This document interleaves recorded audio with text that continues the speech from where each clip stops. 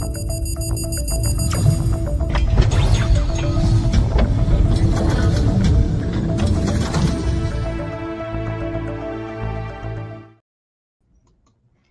everybody. So I wrote a blog post and somebody asked me if I would actually do a little video about it. And so here goes.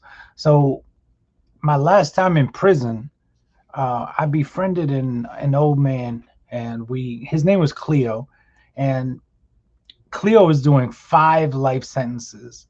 And so this man was what they called an OG, right? Or an original gangster. I mean, he'd been in the streets and been doing this before I was even born. And he got a lot of respect in prison. He had his hand in a lot of cookie jars, and he told me so many stories about his life. And he even opened up to me at one point, and he told me some very personal traumas and abuse that he suffered. And our friendship in that time, it began like to flourish, right? Because one of the young men that kind of worked for Cleo got close to me. And because I was openly homosexual, I was a transgender, that was kind of a big deal for certain people, especially those who were involved in gangs and in the brotherhoods and stuff like that. So while it wasn't completely frowned upon by those gangs and stuff, it did have to be approved if a member of a certain gang wanted to be in an exclusive relationship with a homosexual or a transgender. And so Cleo, the crime boss, right, the OG, he wanted to have a sit down with me, and he wanted to talk about the rules of me being able to be in an open relationship, or to be the partner of one of his quote unquote soldiers. And so we ended up being pretty close friends, Cleo and I did. And Cleo told me, gosh, he told me so much. But one of the most important stories or situations that he told me about, that I believe is very important for right now, and as far as like us grasping or comprehending, having some understanding of what is going on right now in the world, and why we see so many corrupt judges and corrupt police officers and corrupt correctional officers and all of this stuff. And so he told me about a dark plan of infiltration by crime families, by gangsters and pimps and sex traffickers, both child traffickers and adult traffickers, and anyone else that lived a life of crime. And so I'm going to refer to all these criminals, right, as crime bosses or families that, for this stream from here on out. So Cleo told me how, since the 1960s, crime bosses have made plans to infiltrate police departments, correctional facilities, even the legal system, like courts, legal aids, lawyers, judges, clerks, etc. Yeah, and even politics. Cleo told me how he himself had recruited young people, especially young women, that had no criminal records.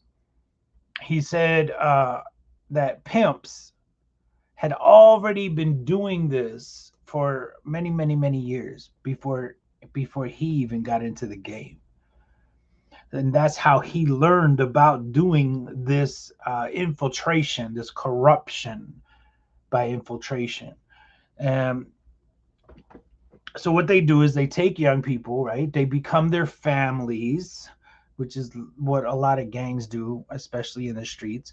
And then they make sure that these young people, they study and they graduate and they further their education to make sure that they can attain very specific jobs and positions of power, like jobs that would be helpful to their family, right? And it made so much sense to me, because I had always wondered like how inmates and convicts had gained so much favor with very certain very specific like correctional officers throughout my entire teenage and adult years, because I was in and out of juvenile detention, of the county jails and the state prison. So this was making so much sense to me. It was giving me clarity, right? So now I knew how there were officers bringing cell phones and drugs and so much more, right, to inmates out of loyalty. Now I could grasp the facts of how there were so many police officers and prison officers and prison staff, like nurses and doctors, even like food staff, like the food companies that bring the food in from the outside, and even administration, like the administrative staff, bringing items in and engaging in sexual relationships with convicts. So now I could understand how there were so many corrupt officers, right? Police, correctional, court officers, etc., that had actually used me for sexual pleasure during my stays and my time on the streets and in jail. So it made sense to me, like, wow, okay, so these weren't really people who wanted to be first responders and help serve and protect people. They were criminals that were placed in these positions. So of course they would want to abuse their power and use individuals for sex or for whatever. And so, the understanding that came with that was amazing. Um, I mean, like, really amazing.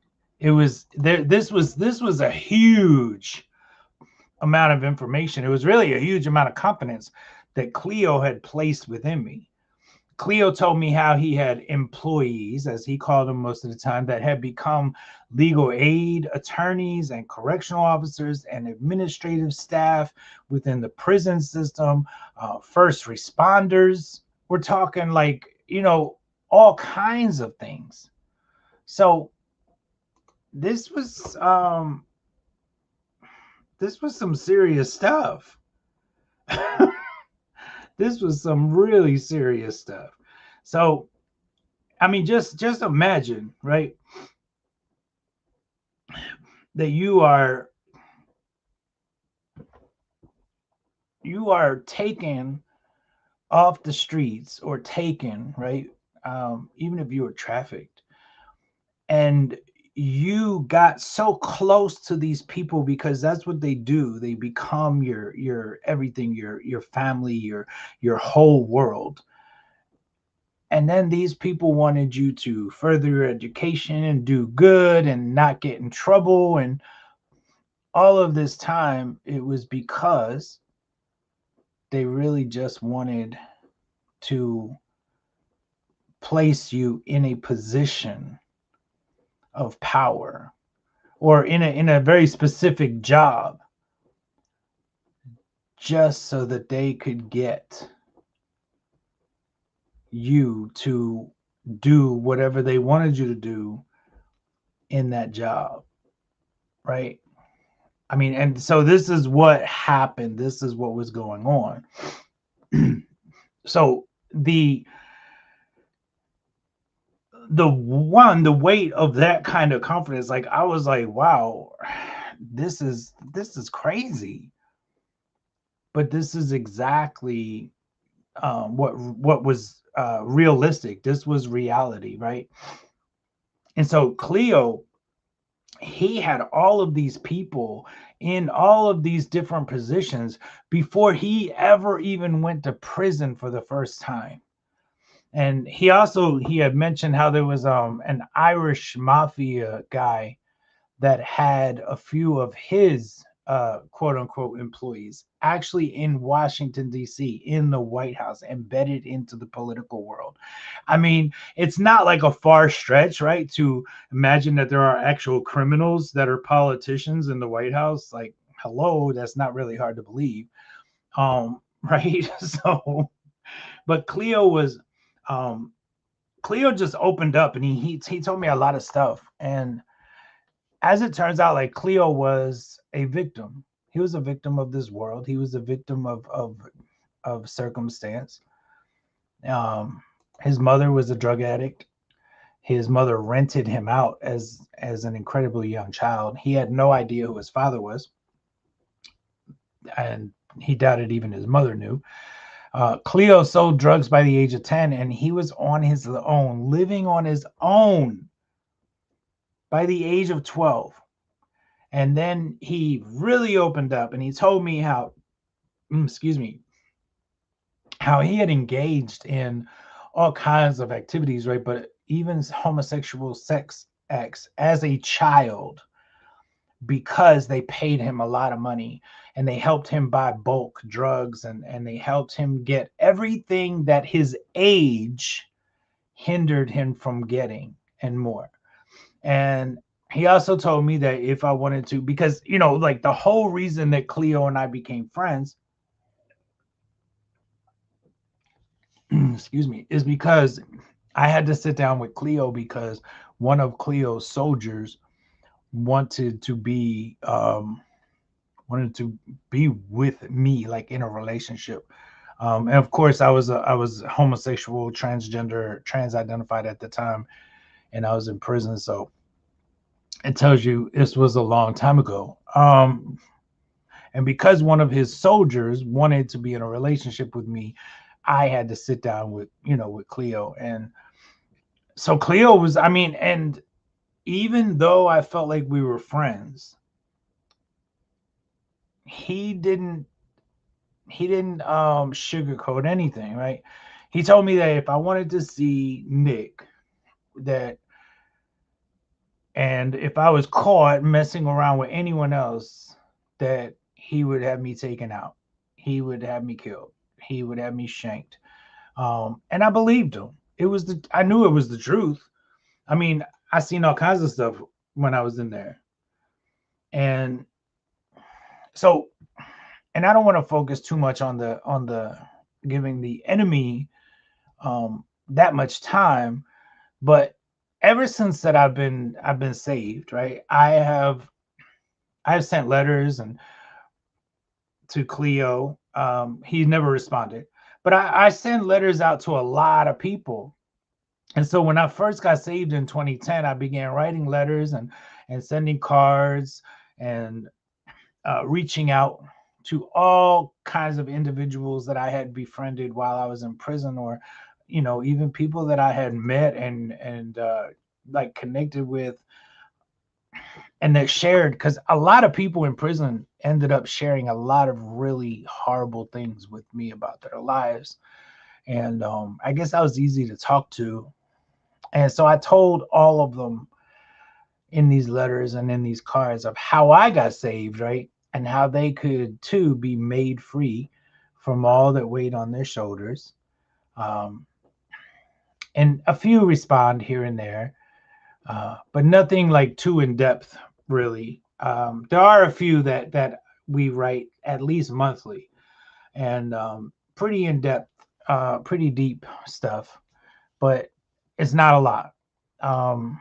Mostly I send out cards on like birthdays, and I send a letter every month or two, or maybe three, just to let them know that they're in my thoughts and prayers. Um, a couple times I've been asked, don't write me again. A couple times they refused my mail at the prison, so then it would be returned to me. But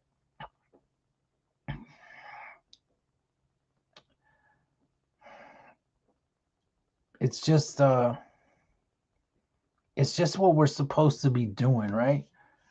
Reaching out to people, trying to establish connections or bonds with people who don't think like we think. Even though they used to think like I think, right? Because I used to think like them, I should say, and I no longer do. But and all of this came to surface, right?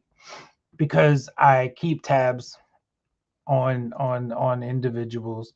I did keep tabs on Nick as well, the soldier mentioned above, and I used to send him letters and cards, and a couple times he responded.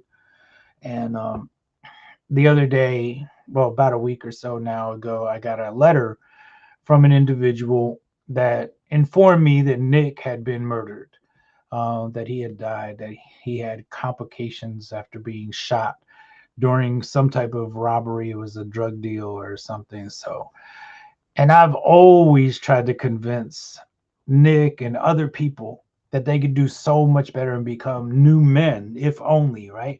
If only he would leave Florida, if only he would surrender to the Christ, if only he would believe in himself and know that there's just so much more to life than what he has been dealt. And so that's really what the issue for a lot of them is they were dealt. You know, a lot of people, self included, have been through things that the average person couldn't grasp or comprehend or understand.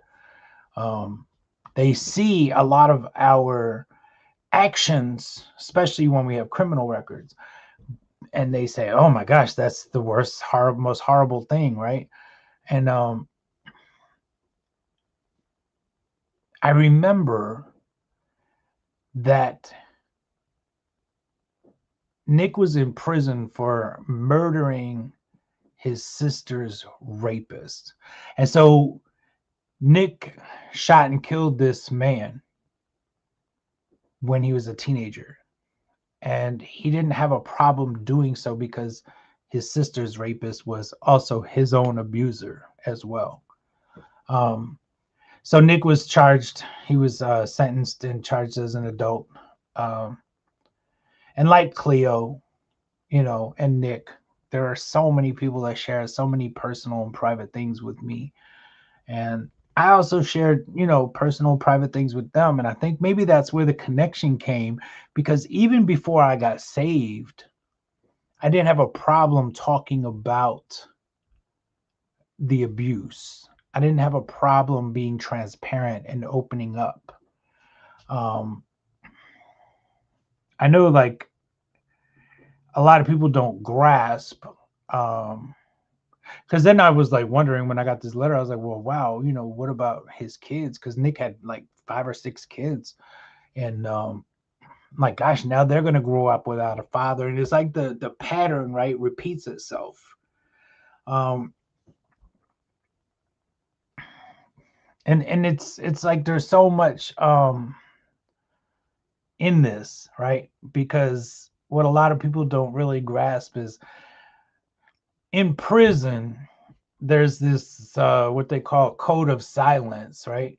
And so it's okay for like gangsters and Muslims and even like imams and well-known men of power to engage in relations with homosexuals or trans identified individuals, as long as they never mention it on the outside of the prison walls, right? So the motto in prison is, what happens behind the walls stays behind the walls. So I mean, I'm going to continue to write letters and send cards to people, because look, I know what it's like to hear your name called out. I know what it's like to hear your name called at mail call. And I saw too many people. I mean, there were people that I saw there that just I think my last bit, I was like 2 years, just a little over 2 years. And there were some people there, young people, that never got one letter in the mail. And I mean, that's kind of like heartbreaking to think, like, gosh, these people have to have families, but not one letter, not one correspondence, never a visit. And so I remember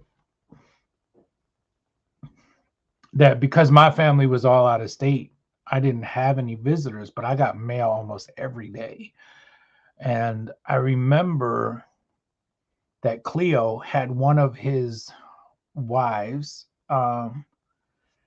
Yeah, that's how they referred to them. They were the girls that worked for him. One of his prostitutes. She got on my visitors list. She came to visit me like once a month. She would come and we would sit in the visitors room and hang out and talk and laugh and just chit chat. But I mean, gosh, you're talking like this is serious, in-depth exposure, right? This is big. This is something that a lot of people don't comprehend. And I actually received an email yesterday after so everything that I'm talking about here, the corruption by infiltration and how they did it, I made a post on my Substack, and I also sent it out as an email. And so the next day, one of the subscribers, a sister in the Christ, has sent me an email of a headline about a nurse that was accused of smuggling overdose-causing drugs into the South Dakota prison. So what I'm really trying to stress here is that's not uncommon. It's actually pretty common. You have officers that are having relationships with inmates where it's kind of known.